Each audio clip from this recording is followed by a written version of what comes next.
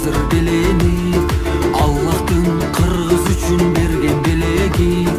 Мадумаров Адаханга добуш берели.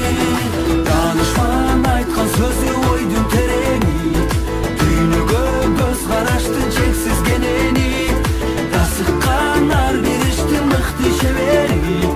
Мадумаров Адаханга добуш берели. Данышман айткан сөзү ойдун терени, дүйнөгө көз караштын чексиз кенени, тасыккан ар бериштин мыкты чебери.